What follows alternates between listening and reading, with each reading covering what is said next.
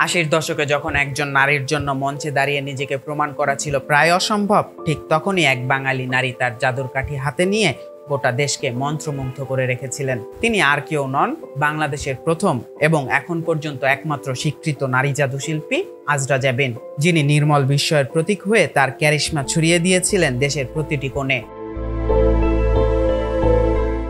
ময়মনসিংহে জন্ম নেওয়া এই কিংবদন্তি শিল্পী তার ক্যারিশমা আর অদম্য সাহসিকতার মধ্য দিয়ে নিজেকে এই অনন্য উচ্চতায় প্রতিষ্ঠিত করেছেন। জাদু শুধু তার পেশা ছিল না, ছিল তার আত্মপরিচয়ের এক উজ্জ্বল মাধ্যম। বর্তমানে আজরা জাবিন ময়মনসিংহের গ্রামের বাড়িতেই বসবাস করছেন।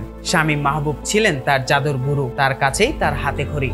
সেখান থেকেই শুরু আজরার এই জাদুকরি পথ চলা। জাদু শিল্পের পাশাপাশি আজরা জাবিন ছিলেন একজন ব্ল্যাক বেল্ট প্রাপ্ত মার্শাল আর্ট এক্সপার্ট। তার এই অপ্রত্যাশিত দক্ষতা একবার তাকে খবরের শিরোনামেও এনেছিল, যখন কয়েকজন ছিনতাইকারী তার উপর হামলা চালায় এবং তিনি একাই কুংফু ও কারাতে প্রয়োগ করে তাদের শায়েস্তা করেন। আজরা জাবিন কেবল জাদুকরি নন, তিনি ছিলেন সেই সময়কার তরুণীদের ফ্যাশন আইকন। তার স্মার্ট পোশাক, নিখুঁত হেয়ারস্টাইল সব মিলিয়ে তাকে দেখে যেন মনে হতো বিদেশি কোনো শিল্পী।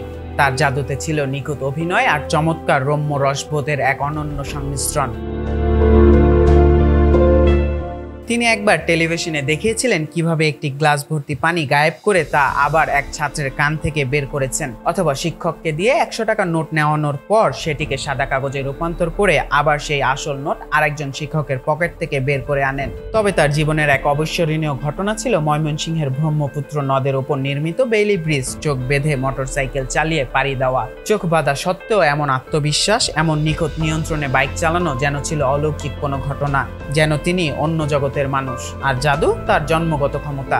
আজরা জাবিন হয়তো বর্তমানে মঞ্চের আলো থেকে দূরে আছেন, মিডিয়ার ক্যামেরা হয়তো তাকে আর খুঁজে না, কিন্তু বাংলাদেশের মানুষের হৃদয়ে, বিশেষ করে যারা 80-র দশকে তার জাদু দেখে বড় হয়েছেন, তাদের স্মৃতিতে তিনি আজও অমর হয়ে আছেন। একজন নারীর পক্ষে একা এই অসাধারণ পথ তৈরি করা এবং নিজেকে প্রতিষ্ঠিত করা, এটাই ছিল আজরার সত্যিকারের জাদু। তিনি শুধু জাদু শিল্পী নন, ছিলেন আত্মবিশ্বাস আর সাহসিকতার এক মূর্ত প্রতীক।